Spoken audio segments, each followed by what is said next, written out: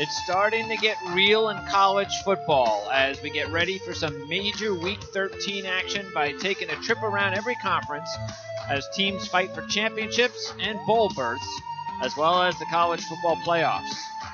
As usual, we'll preview all the key games with the latest trends, injury news, odds, and picks as OFN College Football Preview on the Ourlads Football Radio Network starts now.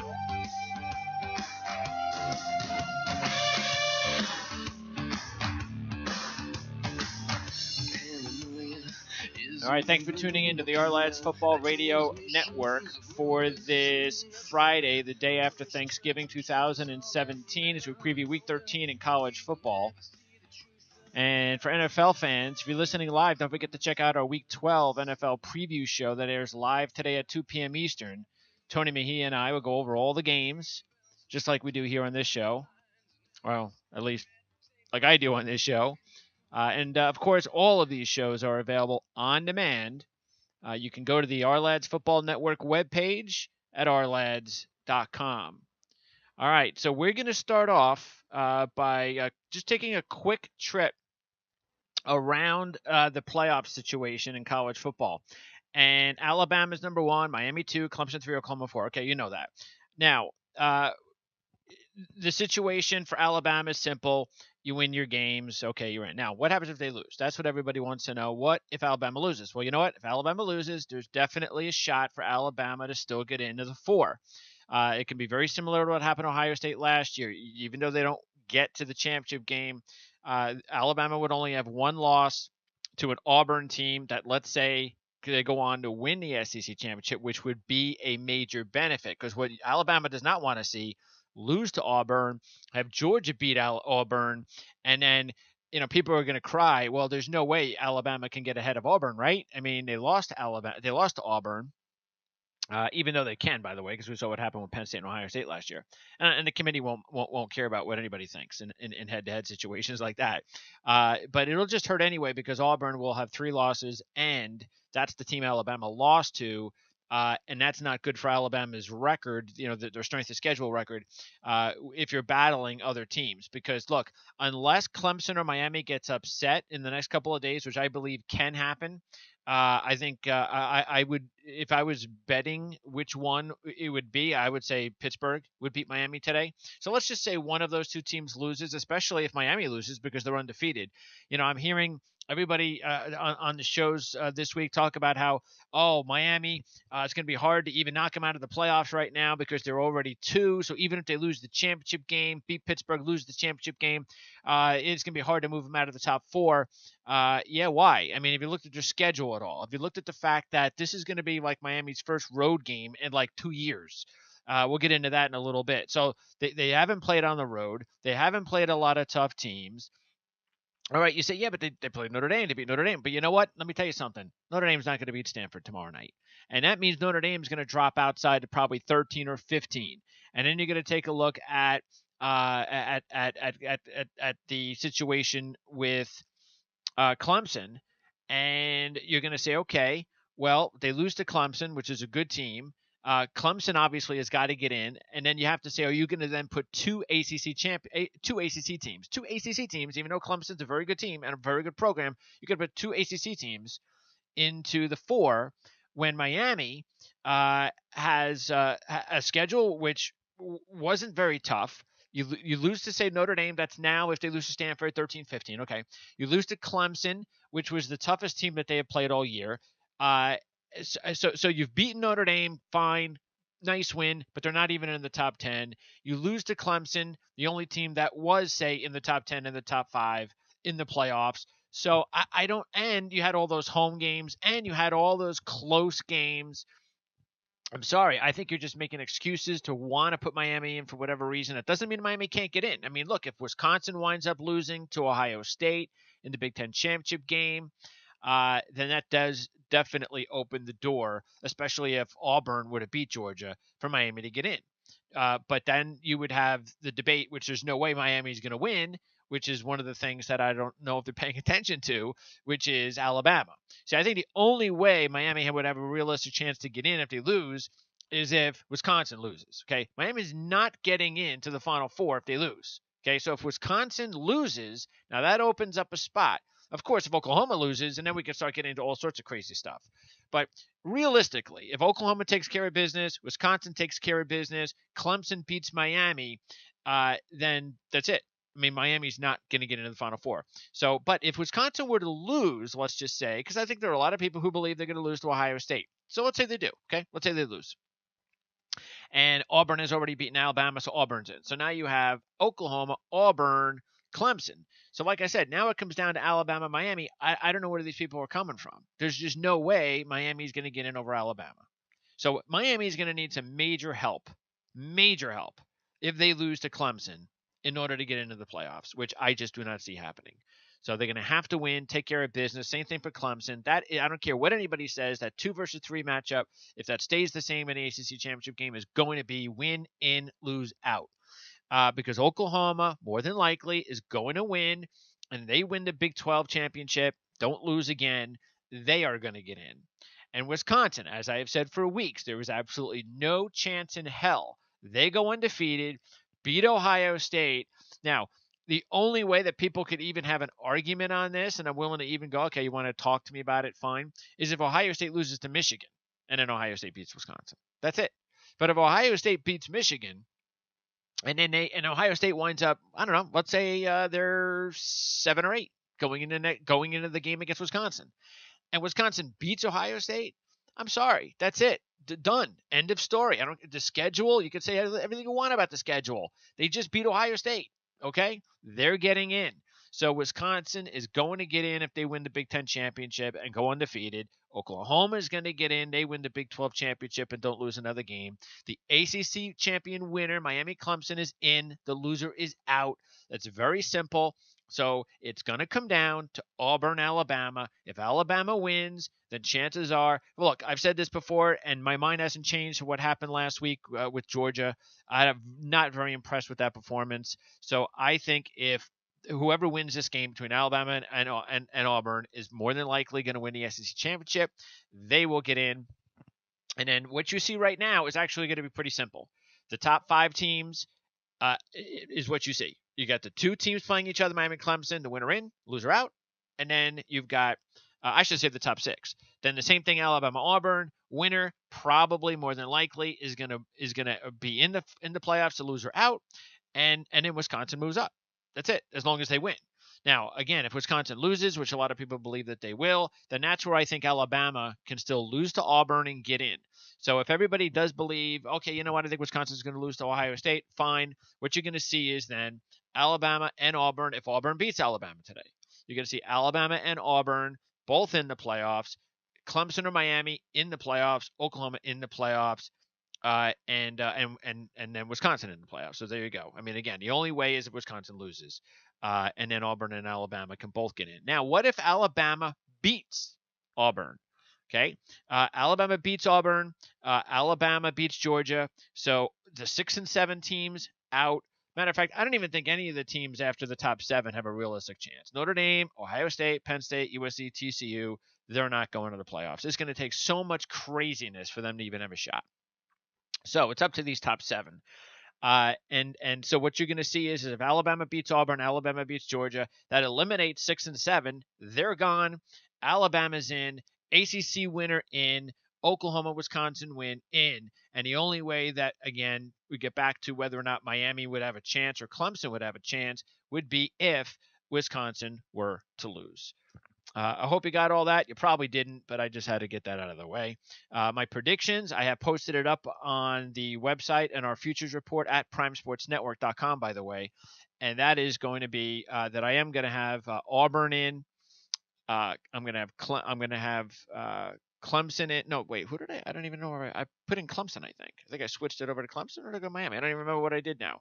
I think I went over to Clemson, Oklahoma, and Wisconsin. So that's what I did. Because to tell you the truth, I'm going back and forth with Miami and Clemson. I'll make that decision up in a couple of weeks. But ACC champ in Oklahoma, Wisconsin, Auburn, because I think Auburn's going to be at Alabama today. So that's the way I'm going to go. And as far as the futures, or at least speaking of the futures, I did add Oklahoma and Auburn again this week. Now I have Auburn at 16-1 on September 9th. I have Auburn at 9-1 on November 16th, and I have Auburn now at 8-1 on November 23rd. And based on our formula, that now means that I have 16, 25, 3,300 on Auburn to win the national championship. And I've added a couple of hundred on Oklahoma, so I have 900. Now I'm gonna definitely add more on Oklahoma next week, and I don't think Oklahoma is gonna move much, to tell you the truth, from 4 or 5-1, because everybody's still gonna wonder about that championship game. So I'm gonna just make sure I add some more in Oklahoma, and it looks like if Oklahoma wins the championship, I'll be lucky to pretty much break even on my futures. But I'm kind of going all in on Auburn right now, as I've said before, and I do already have Georgia and Wisconsin as some nice bargains. I have Georgia twice, 10-1, 14-1, and I have Wisconsin at 33-1 back on September the 28th. And I have not touched Alabama, and I did take Clemson 10-1 on October 28th, and I will decide whether or not I want to hedge that. They're 5-1 to win the championship right now. Same like Oklahoma. I won't make much money on it, but I don't see Clemson winning the national championship without Deshaun Watson. I just don't think they've got the offense to come up with the big plays when they're going to need it, the way Deshaun Watson did last year. Miami's not winning the national championship, so I'm not worried about that. Ohio State's not winning the national championship either. Ohio State at 14-1, by the way. And then the rest of the odds are available up on that futures report at Prime Sports Network. Okay, now let's get to the games. And I'm going to start with the non-conference games. So we're going to get into Saturday, Florida State, Florida, a big rivalry, but the game only means something for Florida State unless Florida adds a game, which I don't know if they can. The big story in Florida right now is whether Chip Kelly is going to be the head coach. It appears that Chip Kelly is going to narrow down his decisions to UCLA or Florida. Now, Florida is a better job if you're trying to win championships. It just is. I mean, it's a lot harder. I think Chip should know this. Coaching in the Pac-12, recruiting in the Pac-12, and all of that, it's going to be a little bit harder for him to do that out there at UCLA as an SEC, especially if you coach an SEC team and the team is not even in the same division as Alabama and Auburn. You're in and LSU. You're in a pretty good situation at Florida, where you win the division every year. You can look at Auburn. You can lose 2 games a year, and as long as you win the SEC championship game, you're going to go to the playoffs. So it's a very nice position at Florida, if you're thinking that. But Chip also has a lot of connections out west. Being in the Pac-12 might be easier for him to recruit. Maybe he wants to go back out west. And UCLA's got so much tradition. That's something to also think about. All right. So, but anyway, Florida is definitely one of the dogs I'm going to go with, because this is a flip of the coin game. Both teams are just awful on offense. I don't even know. The only reason I'd even watch this game, which I'm not going to spend too much time watching it, is just because of the fact that it's the rivalry and all that. But if Florida does not add the game, they're not going to go to a bowl. So Florida State knocking them out of a bowl situation is what they're going for here. Plus the fact that Florida has not beaten Florida State in 4 years. Matter of fact, Florida State has beaten Florida by a combined 119-41. So I think this is really good motivation for a Florida team that feels good about themselves after snapping their 5-game losing streak last week. They scored a little points. Maybe they're feeling a little bit of confidence. And now let's knock out our rival. And as we always talk about, you lose 3 or 4 straight to a team, that means there are seniors on the Florida Gators who have never beaten the Noles. Last chance. I like the Gators. Almost a 2-1 money line in that one, too. By the way, Florida State has not covered a game all year against FBS teams. That's pretty bad. All right, now, also at 12 o'clock, which is part of the reason I won't be watching the Florida State-Florida game as much, is you've got the Georgia-Georgia Tech game. And Georgia's a 12-point favorite. Now, I think this game is going to go down to the wire, just like the games have the last 4 years in this series. The last 4 in this series have been decided by 20 points total, including 2 overtimes. The road team has won all 4. So that bodes well for Georgia to win a close game, which is why I would definitely take Georgia Tech in the 12. But I would also roll the dice on the money line here, which is about 350. And that is because Georgia's did not have a lot of time to prepare for Georgia Tech's triple option. Georgia Tech, I mean, this is a huge game for them for a lot of reasons. The rivalry, Big Brother, let's try to knock them off. We've had success against them the last few years. We can knock them out of the playoffs, and we need the win for bowl eligibility. And I also think that, I always talk about this. You need to draw a line in a team's results during the year, one line at least, and say, I'm not even going to consider that game because every team has a bad week. Georgia Tech just happened to have their bad week last week. So I think a lot of people might be thinking about that. It's kind of fresh in their minds. But if you wipe that out, I mean, Georgia Tech has had a pretty good season. If you take a look at the teams that even the games that they've lost this year, they have been very competitive. This is a good team. I mean, the quarterback Matt Marshall is a very dangerous quarterback for this system that Paul Johnson wants to run. So much so that he's going to have a lot of success with this kid next year as well in his final season. So they might even be better next year, Georgia Tech. Maybe that's the year to definitely keep an eye on them as an ACC potential championship situation there in that division. But this is a team that lost. Don't forget, they lost to Miami by 1 point at Miami. That was one of those close wins that Miami had. They also beat a very hot Wake Forest team. Matter of fact, Wake has been pretty hot since that loss. They lost a competitive game at Clemson. They lost a very close game to Virginia on the road. They beat Virginia Tech at home, and then they got blown out last week. So this is a good team. And I just don't like. Remember, after the game against Auburn, I said I need to see if Georgia, how they're going to react. Now, the results tell you they reacted fine. But if you watched the first quarter of that game, they didn't look fine. And because they were playing an inferior opponent, they were lucky. If they were playing another really good team, they would have lost. They would have lost. Now, does the confidence that they built up the win help them forget the Auburn game? Maybe. It's possible. But the thing that I did not like, that I wanted to see, was them to put the ball in Jake Fromm's hands as much as possible in that game as preparation, because you were not going to beat the big teams, Auburn or Alabama, unless Jake Fromm was going to have the ability to throw the football and be successful. Whether you want to blame him or not, fact is he's young. He needs the quality reps. He can't be throwing the ball 15 times a game and think you're going to beat those great teams, because Auburn is going to shut you down again. You can't be relying on Sony Michel and Nick Chubb if you're facing Auburn. Now, maybe you got a better shot against Alabama because Hamilton's out for the year, and Alabama, the last time we saw them play a competitive team, it actually didn't look too good. Mississippi State ran up the guts where Hamilton would have been all day long, and they gave up all those rushing touchdowns, which is not Alabama. So maybe Georgia has a better. Matter of fact, I don't even think maybe. I don't know. I mean, yeah, you do have the revenge situation that you could think of for Georgia. Throw that out the window. Georgia has a much better shot against Alabama than they have against Auburn, but still, he needs to throw the football. And you didn't do it. You had your shot and you didn't do it. So do it this week. Problem is, you're going to be in for a really tough game this week. You had the chance last week. You ruined it. I don't really think Fromm's ready. I just don't. I think you've now put yourself pretty much all in. The only chance you have is if you get behind early against Georgia Tech at halftime. If Fromm maybe throws a couple of picks in the first half, you're down by a couple of scores, you better go to Eason.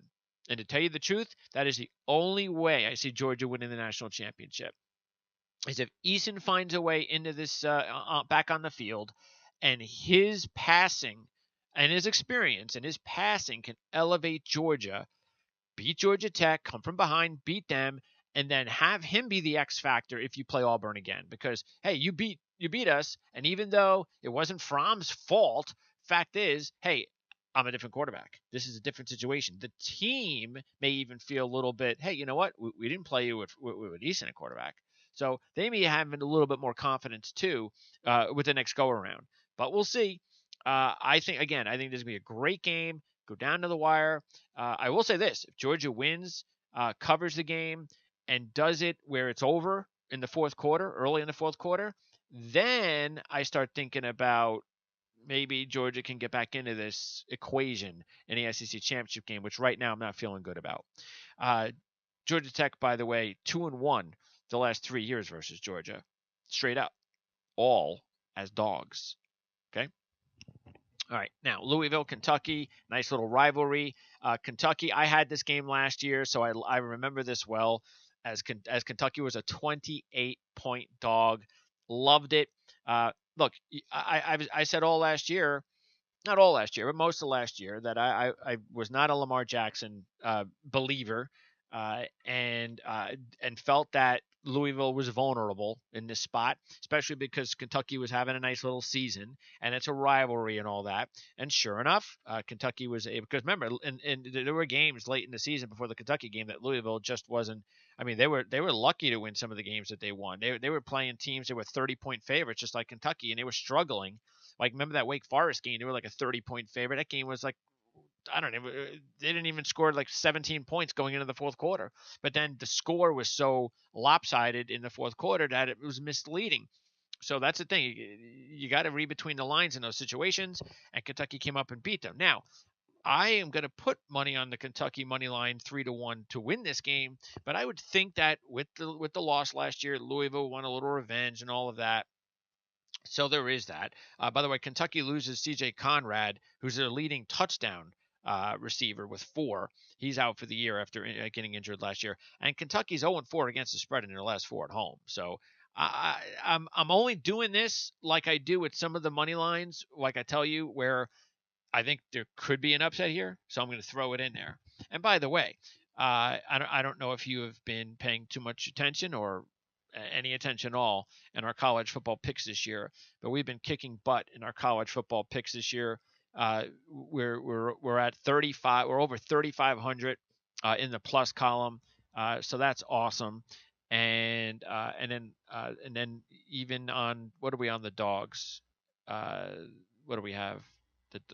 And even on the dog picks, we're doing pretty well. We've hit 22 out of 76. And it's those dog picks that help you to get over to that level that we're at. So it's a strategy that we use. I say it all the time. Just because you see the dog plays on our picks doesn't always mean that we believe that team's definitely going to win that game. It's just a strategy. So, and that's why I'm going over it now and letting you know. Kentucky, not really sure they're going to win the game, but it's possible. So I'll go with it and throw them in the loop. Whereas Georgia Tech, I do believe that they can win that game. Now, the other game that I'm kind of like the Kentucky game is the South Carolina-Clemson rivalry at 7:30. Clemson is a far superior team. They're 14-point favorite. I get all that. But keep this in mind. Only one win for the Tigers over FBS teams by over 14 points since late September when they beat FSU by 17 a couple weeks ago. That was the only one game that they've beaten FBS teams by over 17 points since late September. And don't forget that game was 17-14 in the fourth quarter. So, so 14 points, I'll take the points. And, I've had a lot of people that I've heard a lot of people kind of dismissing South Carolina all season, and I don't know why. I think Will Muschamp has done a fantastic job with this team. This team would be that much more better and dangerous if Debo Sweeney was still going, but he's not. But even Brian Edwards and Hayden Hurst have done a nice job. Look, it's up to Bentley. Bentley in the last 2 games like this failed. Well, they won a game and lost a game, but they did beat Florida. But he threw 5 interceptions with this 1 touchdown pass. That's not going to get it done against Clemson. You can do that against Florida. Can't do it against Clemson. But the Gamecocks are 4-0-2 against the spread in their last 6 versus FBS teams. I mean, that's proof right there. Again, people just keep dismissing this team. They keep overachieving, if you want to say. That's fine. Clemson beat South Carolina 56-7 last year. It's a rivalry. They've beaten them 3 straight. South Carolina players never beaten Clemson. Look, I'm not overly enthusiastic about Clemson being able to win this game big unless they get the turnovers. So I'm going to say this is a close game and a game where South Carolina will have a shot. They have a shot, especially if the pressure's on. And South Carolina is a 4-1 dog. Now, 2 more games, non-conference games. Notre Dame, Stanford, BYU, Hawaii. By the way, we're going with Hawaii just because of the fact that they always seem to play well on their last home game. I don't know why, but they do. Maybe it's because the teams that come in there in the last home game are like, they've checked out or something and they're partying. But I kind of like Hawaii in that game for that reason. Plus, Joe Critchlow is the quarterback of BYU, and he's not ready. But Notre Dame, Stanford's the big one. Now, I love this game. I really do. I love Stanford here. They're a 3-point dog against Notre Dame. They have beaten Notre Dame 6 out of the last 8 years. They're 7-1 in their last 8 this year, losing that really close game to Washington State that they had the lead in. If no, look, this game means nothing for the Pac-12. Okay, so they're basically gonna have their eye on the Washington State game to find out whether or not they're gonna go into the Pac-12 championship game. That all depends. Washington State wins, Washington State's in. Washington wins, Stanford's in. Now, Stanford, get this. This is the big one. Big trend. Stanford has covered 7 straight games since 2006. That's a long way. 7 straight games, 7-0 against the spread since 2006 as a home dog. They're not home dogs very often. And when they do, they cover. And they did it just a few weeks ago, beating Washington as a 7-point home dog, 30-22. You know what? Washington's a pretty good football team. I know Notre Dame's a pretty good football team, but you know what? Notre Dame, to me, I kind of look at them the way I looked at Georgia. They both, I think, are mentally checked out right now. Notre Dame barely survived against Navy last week. Maybe just like I said with Georgia's win, maybe that's all they need to get their act together. Maybe so. But I'll tell you right now, I don't think Notre Dame is all that much better than Stanford anyway. And especially with Stanford playing as well as they're playing, with that trend I talked about, with Bryce Love in the backfield to counter what Notre Dame can do with Josh Adams. By the way, Notre Dame hasn't covered 3 straight games. And the last 5 in this series has been decided by 7 points or less. So this is going to be a close game. There'll be pressure on both teams, but more pressure on Notre Dame because they still have a little bit of a shot of going to a playoff. But I don't really think the pressure is going to be anything other than just how these two teams handle this rivalry game. That's it. And I think Stanford will handle it better as a 3-point home dog.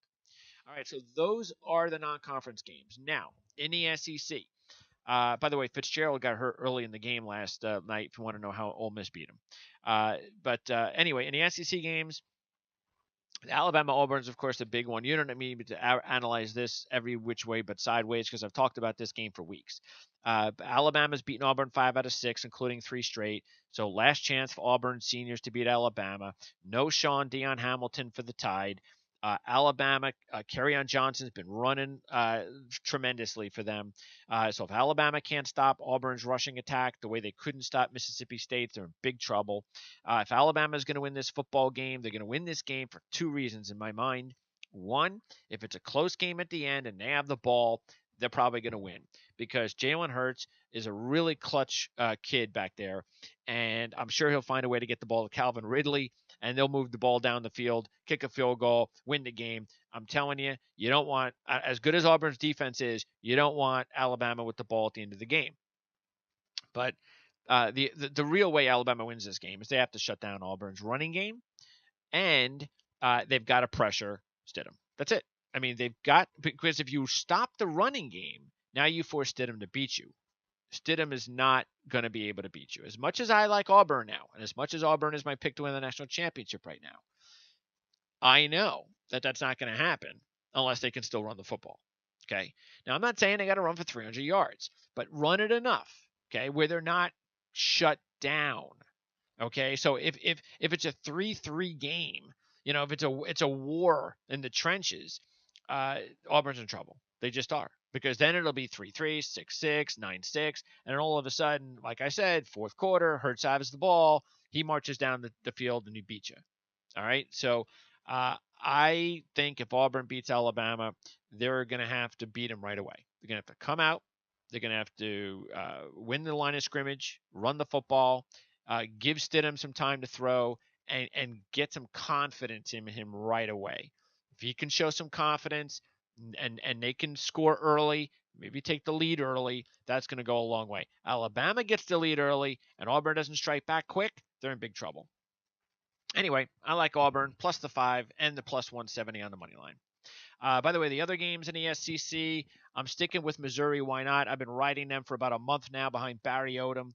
Great job he's done. They've won 5 straight. They've covered 7 straight, and they've won those 5 games by a 260-83 margin. One of the best coaching jobs in college football this year by Barry Odom at Missouri. So I'll stick with them 10 at Arkansas. And also I'll throw some money line. I'll throw a 3-1 deal on Texas straight up on a money line. I think that game can go either way. That's why I'll do it. Plus, Texas A&M has never beaten LSU. LSU is 6-0 straight up and against the spread in all 6 years in this rivalry. So I'm going to buck the trend, but I'm not doing it because of the point spread. That's why I only have them in the money line column because I think if this game can be close, maybe Texas A&M can win it. They're also better on offense since Nick Starkel has come back. Don't forget he was supposed to take over as the number one quarterback, got hurt in the UCLA game. Then they went to Mond. Now that Starkel's back, he had a really good game a few weeks ago against New Mexico, and that kind of at least showed them that he can do something that Mond hasn't been doing in the passing game. That could give them an edge here because we know LSU can't throw the football. So I'm going to go ahead and take the Aggies in this one. And you know what? Maybe it's the type of game that also someone needs to save his job. It's quite possible. Both coaches, to tell you the truth. I'm not sure Ed Orgeron is safe either. All right, so that's the SEC. In the Big Ten, we've got a couple of big games in the Big Ten. Of course, the game, Ohio State and Michigan. This all comes down to quarterback. Does Brandon Peters play or not? All right, if Peters plays, or if by some miraculous situation Spate comes back, and to tell you the truth, I'm not even ruling that out. But if Peters comes back, then they got a shot. Then I would take that plus 350 money line, and right there, Michigan's got a good shot. But I would definitely probably, if I had to pick one of the two, I'd just take the 13 points and say if Peters plays, this is definitely going to be a close game down to the wire, similar to last year. If Peters doesn't play and Corn plays, then yeah, I would take Ohio State minus the 13. No way Michigan's going to be in this game with O'Corn because Ohio State has got that great defensive line, which you talked about with Dan Chonka the other day. That's available on demand. The scouting section interview about this game and the key players and all the great talent on the defensive line for Ohio State. The Buckeyes have beaten Michigan 12 out of 13. Michigan came really close with Harbaugh last year. I know how badly Harbaugh wants to win this game. It's going to have to be another year, though, if Peters or Spate isn't in there. I just because Higdon has to run the football, and I just don't see them running the football against. Now Higdon might be able to run it a little bit. He's not going to have a great game, but he might be able to run the ball a little bit. But that's where Peters comes in because Ohio State knows if O'Corn's playing, you might as well just throw the kitchen sink at the running game because he can't throw the football. But anyway, big for the Big Ten, though, that Ohio State does win. The Big Ten does not want Michigan winning, as I said before, because if Ohio State's got 3 losses and Wisconsin beats them, not going to be as nice on the resume as Ohio State winning this game. And then the other big game is, of course, the Wisconsin game.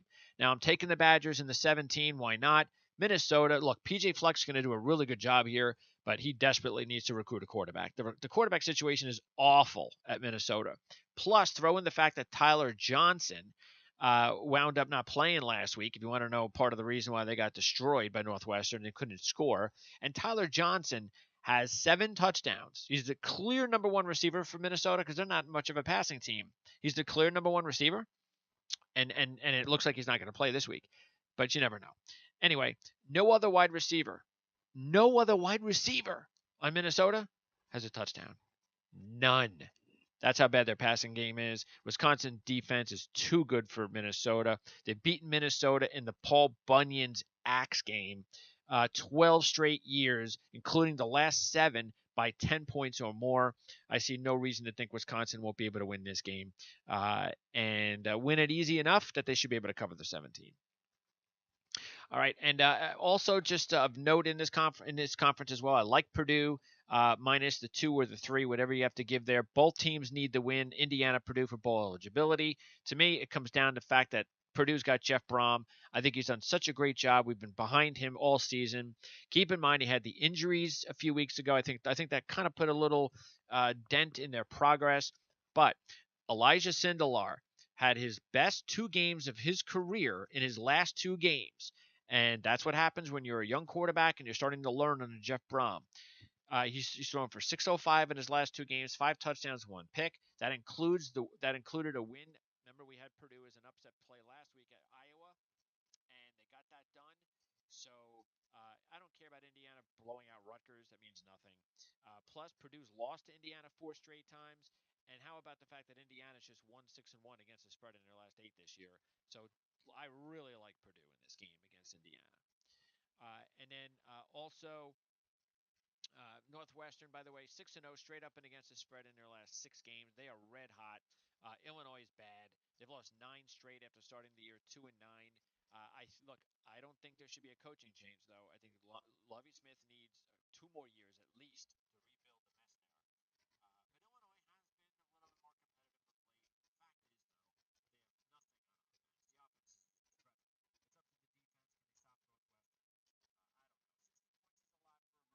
Can they stop Northwestern? I don't know. 60 points is a lot for a road game, rivalry and all, but there's a ride the waves of the offense. And I think Rutgers is a play, just like Michigan, only if they go to Jonathan Lewis. I have no idea why they wouldn't. Jonathan Lewis is going to be the starting quarterback for Rutgers class. I talked about him earlier in the season. Very big time recruit for them at quarterback. And he's a guy that can get them going with the group to go right now. Rutgers is looking at the direction that the program should be headed, and I think will be headed under Kazak. And also it's an interesting transition, okay, because Moran hasn't played the last 2 years. He's too much of an offense. So Jonathan Lewis plays, and then if Moran plays, not going to have the coach involved in that defense whatsoever. Especially because Michigan State put them into Notre Dame and Jordan category of being sluggish and maybe whipped after that Ohio State loss. They lost just awful against Maryland. They barely beat Maryland significantly. As a matter of fact, Michigan State 0-3 against the spread in their last 3 on the road this year. So if Rutgers has Grant and Lewis, I give them a shot. All right, in the ACC, Miami, that game is still out real soon. By the way, there is a game I just want to, as far as just the ACC and the first together, this is a game that is going on right about now in the MAC. That is that's a very important game in the MAC. Akron, by the way, we're supposed to be John Waxman against Toledo very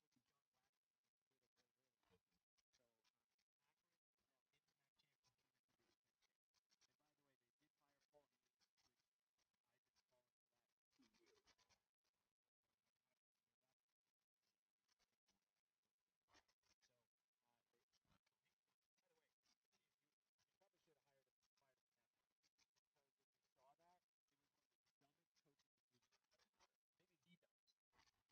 coaching decisions I've ever heard. Maybe the dumbest. They were in a hurry up at their own like 30 in the first 2 seconds of the half. They went into a hurry up to run the clock out. So they weren't like hurrying up because we're behind and we're going to throw the ball or we're not going to give up here. No, we're going to hurry up and try to get the last playoff and run the ball. The guy got stripped. Akron, fumble, recovery, run, touchdown. In a game that was close, where Kent State was in it, it was over. The dumbest coaching decision of the year. And you want to know why Paul Haynes is fired. Now, if Toledo beats Western Michigan, the game starts right now, and I don't have this game, so I didn't really get into it at the beginning of the show. But if Toledo wins this game, they are in, and they will play Akron. They're a 14-point favorite. Western Michigan, the defending MAC champs, beaten Toledo the last 2 years.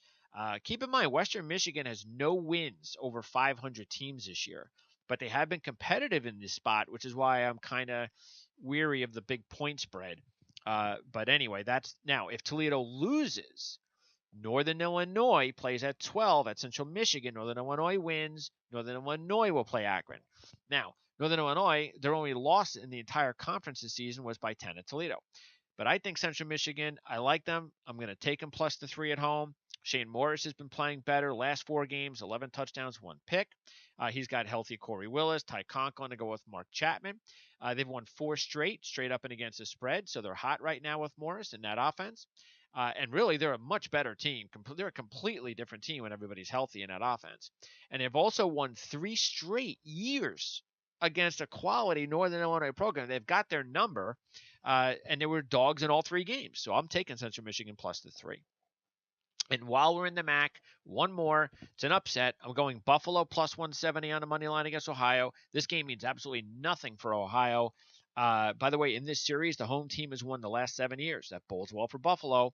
They're also covered their last 2 games as a home dog. They've won their last 2, needing 3 wins to get bowl eligible. They need to win for bowl eligibility. Quarterback Tyree Johnson and wide receiver Anthony Johnson have been red hot in the last 2 wins. The quarterback, 756 yards total passing, 7 touchdowns, 1 pick. The receiver, 313 of those yards have gone to him. 6 of those touchdowns have gone to him. I'm taking Buffalo plus 170 on the money line. Let's go to the ACC. Miami and Pitt. That game is coming up at 12 o'clock. And this is a game like the Georgia Tech game that I'm not only putting Pitt in the money line category today, but I'm doing it because I think they have a shot to beat them. If Miami plays the way that they have 75% of the time to 85% of the time this year, where they've been in these close games and they've been able to get through them and all that, and they don't play like they did against Notre Dame or even to that extent of Virginia Tech, then Pitt is going to have a great chance to win this game. Look, I know it hasn't been a great year for Pitt. I completely get that. And Max Brown, as bad as a quarterback he was at USC, he was the number one guy here for a reason, because the Pitt quarterback, the other kids just weren't ready. But whether it's Kenny Pickett, the true freshman, or Danucci, and I think it probably would be Pickett, because Pickett played pretty well last week against Virginia Tech, and that game was a close game. That was, matter of fact, they lost their last 2 by just 9 total points.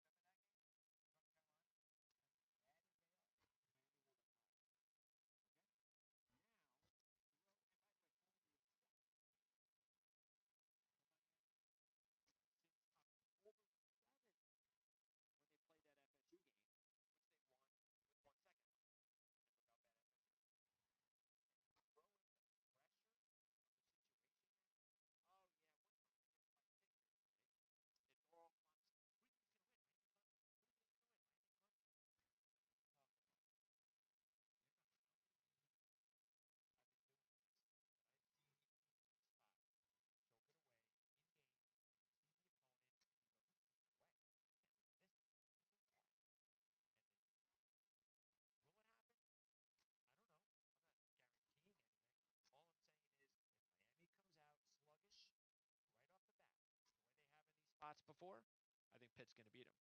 Pitt's a 4-1 dog. The other game I definitely like is the night game tonight, Virginia Tech, and Kurt Bankert. We said it on Monday. Look, I think Bankert. I tell you right now, I take Kurt Bankert in the draft over Lamar Jackson any day. Okay, you can forget about Lamar Jackson. Some guy from CBS Sportsline, I think it was, thinks Lamar Jackson might be the best quarterback in college football. I'm talking about the draft. All right, I don't know what he's smoking, but I want some. But Kurt Bankert, come on. I mean, I just love the way this kid comes up in big spots, and he's playing better as the season has gone on. Getting more familiar with the offense. Excellent coaching staff. He's got some good receivers. His confidence is growing. Matter of fact, in his 2 biggest games of the year, against Boise on the road and against Miami last week on the road, you're talking 384, 4 touchdowns against Miami, 273, 3 touchdowns against Boise, and they won that game at Boise. So yes, and by the way, Virginia Tech 1-2 straight up, 0-3 against the spread last 3. They're having their own little headache post losing their big game against Miami a few weeks ago. Josh Jackson, as nice as a prospect he is, that maybe even by next year he's going to be a really good player to watch. He hasn't had a great year. In his last 4 games, he's thrown 2 touchdown passes and 3 picks. I mean, this offense has not played well. They've only scored over 24 points once in their last 7 games, and that was against that crappy North Carolina team. And Mendenhall, who's a great coach, last year coached his first Virginia Tech-Virginia rivalry game, and the Hokies blitzed them 52-10. 13 straight wins for the Hokies in this rivalry. You think Mendenhall with Bankert in his final year, you think they want to do something in this game? I do. I think they finally break through, knock off that losing streak, and get the win. They're plus 250 on the money line, plus 7 on the point spread. Now on Saturday, you get the North Carolina State rivalry game that nobody will be watching. Significant game for Duke. They need to win for bowl eligibility. Now, I don't know what to say about the game last week with Duke Georgia Tech. They were able to run the ball, and maybe they can run the ball against Wake.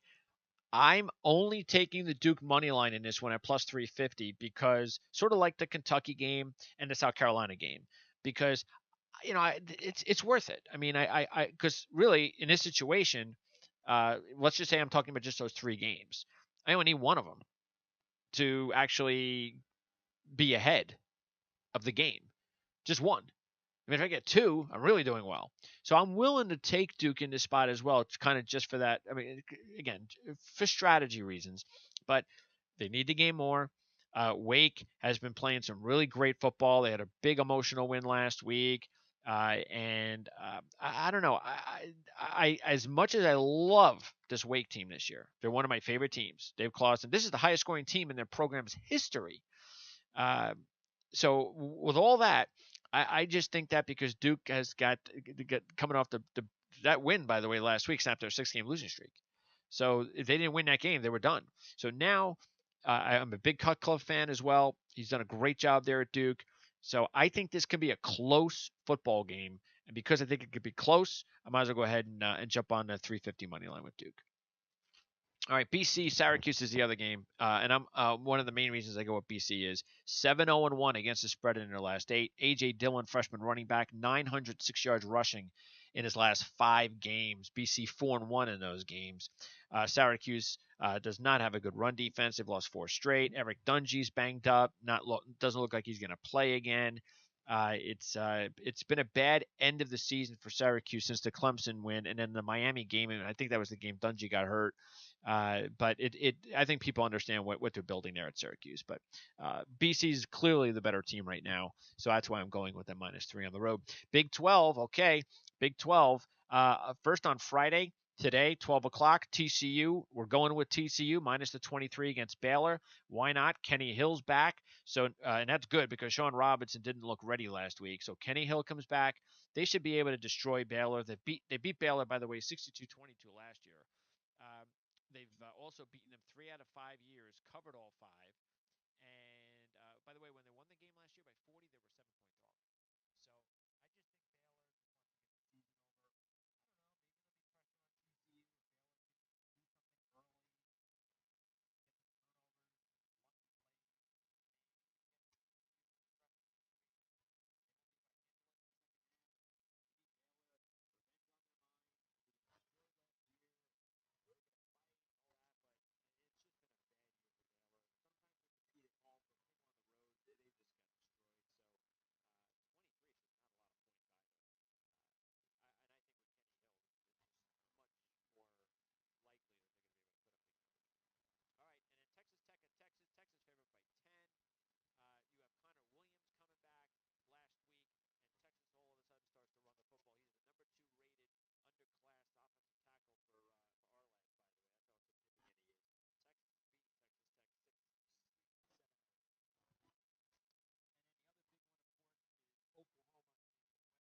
the season over. I don't know, maybe there'll be pressure on TCU. If Baylor can do something early, there's no Baker Mayfield. I don't care because there's no Will Greer from West Virginia. And all he's done is thrown for 3,500 yards and 34 touchdowns. So Chris Chuganoff gets the start against Kyler Murray, but Baker Mayfield's going to play. And by the way, Kyler Murray is going to be a heck of a quarterback for this program. 16 of 19 this year, 307 yards, 2 touchdowns. He is definitely going to work out really well here when Baker Mayfield leaves. Not a pro prospect, but still is going to do well with this offense. So I'm taking Oklahoma -23 anyway. And Kansas State, I think that's a good play today, to tell you the truth, against Iowa State. Yes, I've been on Iowa State all year. Why not? They're 9-1-1 ATS. But Kemp looks like he's not going to play, so Roland's got to go out there again. Kent State's beaten Iowa State 9 straight. But look, I'd like to see Iowa State win. I think that there's reason for that. the two trends, the revenge, the 911 ATS. But when Kansas State's won 3 out of 4, Skylar Thompson's the X factor. He's a much better player right now than Zeb Rowland is. He had a tremendous game last week in the win against Oklahoma State. So to me, that's the whole reason I like Kansas State in that one. But I could see why you'd want to stay away.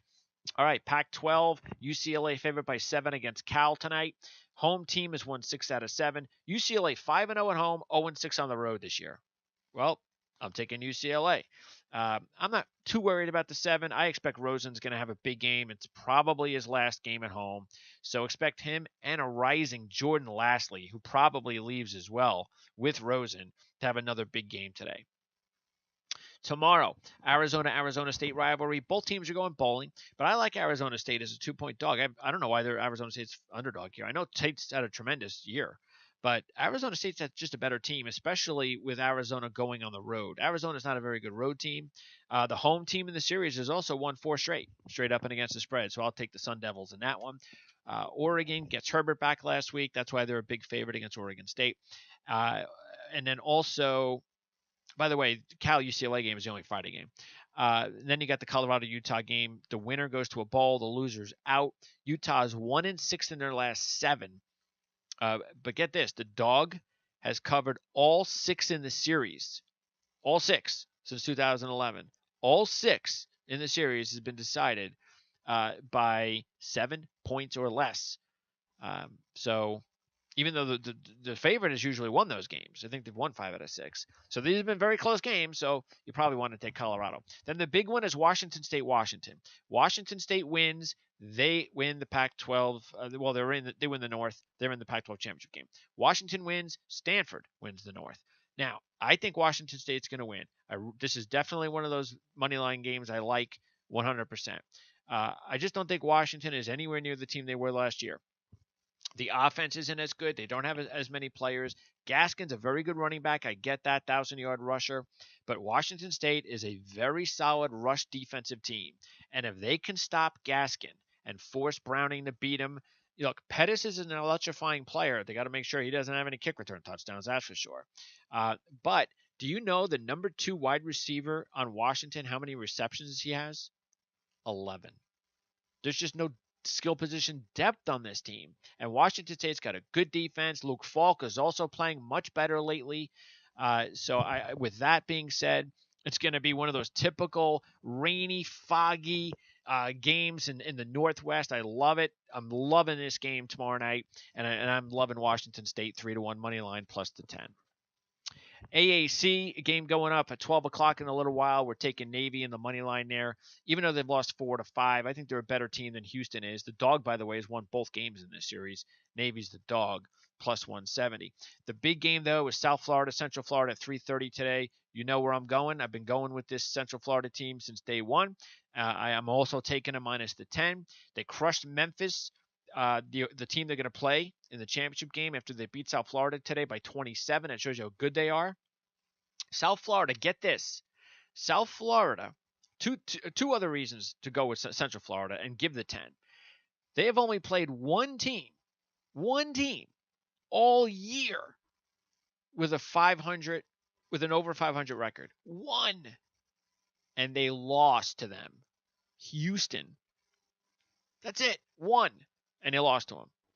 And Quentin Flowers, he didn't even have to throw a touchdown in that game. And South Florida has beaten Central Florida in the last 2 years by a total of 58 points. So I suspect the red-hot Mackenzie Milton is going to have a nice day. Central Florida is going to crush South Florida today at 3:30. Tomorrow, I like Tulane plus 260 on the money line. They need to win for bowl eligibility. They've won 2 straight. We had them last week as a 10-point dog in the money line, same kind of spot, and they came through for us. They've won 2 straight to put themselves in this spot. SMU does not need the game. They're 1-5 ATS last 6. They're 8-point number in this one, by the way. Also, I know they're on a little bit of they've lost 3 straight, but they've been to some good teams, Central Florida, Memphis, and such. So I like SMU. Don't get me wrong. I like the way Tulane's going right now, and I think because of the necessity of the game, I think it's worth to put Tulane into the money line category. And by the way, Temple, needs their win against Tulsa tomorrow for bowl eligibility. I think they're going to get it. I like Temple a lot, -3 at Tulsa. In the Mountain West, the important games are UNLV needs the win for bowl eligibility against rival Nevada. Nevada favored by 3. We're taking the running Rebs. They're 3-1 in their last 4. They've won 3 straight against Mountain West Conference teams. The road team in this series has won 5 straight years. I say 6. Nevada's only 2 wins this year against Hawaii and San Jose State. Those are the 2 worst teams in the conference. I'll take UNLV. Boise, Fresno tomorrow. The only reason I'm touching Fresno plus 250 on the money line is because nobody knows what's going to happen in this game because these 2 teams will play next week for the Mountain West Conference Championship game. So there's really nothing to play for here. And because of that, why wouldn't I take the plus 250? Both teams are very good. Both teams are red hot. And by the way, the last time these 2 teams played was the 2014 Mountain West Conference Championship game. Boise beating Fresno. Josh Allen may or may not play against San Jose State, by the way, tomorrow. And also tomorrow, I'm going to go ahead and take Utah State. I've taken them recently. I like the way they're playing. They've won 3 out of 4. I am a little bit concerned with Air Force being it's their last home game and all, but they've lost their last 3 games by a 93-33 margin. And keep an eye on whether Arian Worthman plays. He's their leading rusher at quarterback. He did not play last week. The backup, Nate Romine, came in, broke his collarbone. Isaiah Sanders came in. He's not ready. So if Worthman doesn't play, and they're a 1-point favorite and nobody knows if Worthman's going to play, so that's why another reason I like Utah State. Conference USA, Patrick McGee joined us a few days ago from the Sun Herald, so we went over a lot of this stuff already. If you want to check that out on demand. The important games here, North Texas, look, they've already won the West, but I like them because they're only like a 10-point favorite at Rice. I know Jeffrey Wilson's out, but Nick Smith is a good little freshman running back, and Rice is a bad football team. FAU, meanwhile, the opponent with North Texas in the CUSA championship game is at Charlotte. Big favorite. Marshall's a 2-point favorite at home against Southern Miss. Keep an eye on the fact that Tyree Barry, their number 1 wide receiver, having a very good year, did not play last week in their 9-7 loss to Texas San Antonio. So that's an important player, obviously. Now, there are 2 games that I like. I like Old Dominion as a plus 340 money line straight up play at Middle Tennessee. They've won 3 straight, including a win at FIU. Wilder has done a nice little job with this program. I know it hasn't been a great year for them, but all of a sudden they've won 3 straight to put themselves in bowl eligibility status, just like Middle Tennessee. The winner's in, the loser's out. Ray Laurie's back to being healthy. He's a huge player for ODU. And I just think that this is a really good ripe upset possibility, so why not go with them?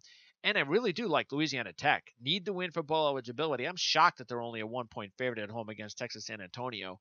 I mean, the Roadrunners are 1-6 against the spread in their last 7. They have underachieved all season. They got the big field goal win last week late against Marshall.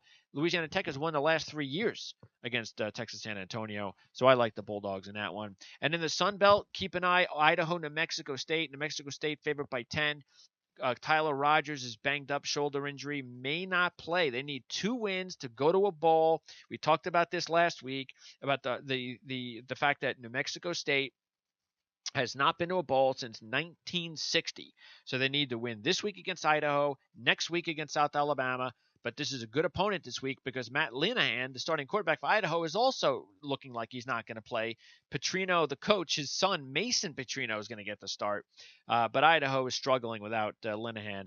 But I like New Mexico State minus the 10 in that one. I like Lafayette needing to win for bowl eligibility this week or next.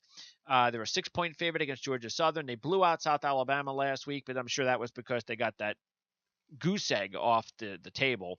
But Lafayette's clearly the better team there. And I also like Georgia State as a dog, 7-point dog at Appalachian State to win the game outright. Sean Elliott, we talked about this about 6-7 weeks ago, is doing a really good job with the program. They've won 6 out of 7. Senior quarterback Connor Manning, 882 yards passing in his last 3 games. And I don't think Appalachian State, we've talked about that before, they have just not had as good as a year as a lot of people thought. So I think Georgia State's not a bad money line play as well. And that will wrap it up. And just in time, too, with the 12 o'clock games getting underway. So hopefully in less than an hour, we were able to give you as much information as you're going to need to get ready for the games today. This will be available on demand within the next hour. We'll have our NFL preview show for Week 12 with Tony Mejia coming up at 2 Eastern. Don't forget to tune in for that. We want to thank John Wagner and Patrick McGee for joining us this week on The Meeting Room. We'll have more interviews next week. Don't forget to follow us on Twitter at PrimeSN. We'll see you next time on the Ourlads Football Radio Network, Sunday, 9 o'clock for our fantasy coverage. And the Ourlads Football Radio Network is where it's never too early to think about the NFL Draft.